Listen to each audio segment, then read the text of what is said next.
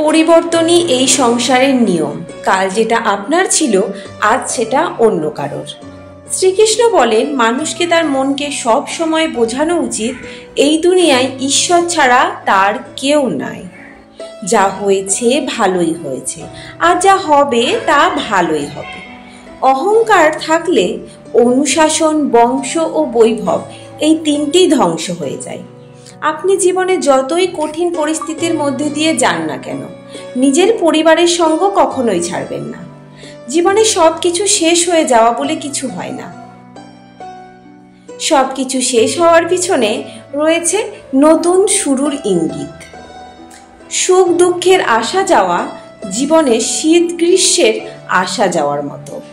এই জন্য এটা সহ্য করতে শেখাটাই উচিত হবে। সময় কখনোই থেমে থাকে না, তাই আজ যদি খারাপ সময় চলে, কাল অবশ্যই ভালো সময় আসবে। লোকে সেই গাছেই বেশি ঢিল ছোড়ে যেই গাছের ফল মিষ্টি। মানুষ যতই ফর্সা হোক না কেন, তার ছায়া কিন্তু কালোই হয়। শ্রেষ্ঠ আমি, এটি মানুষের আত্মবিশ্বাস বাড়ায়, কিন্তু শুধু আমিই শ্রেষ্ঠ এটা ব্যক্তিকে অহংকারী করে তোলে।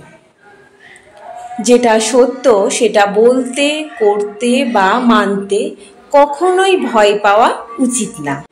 গীতা জ্ঞান সম্প্রসারণের জন্য ভিডিওটি শেয়ার করুন। আরও নতুন নতুন ভিডিও পেতে চ্যানেলটি সাবস্ক্রাইব করুন। ধন্যবাদ।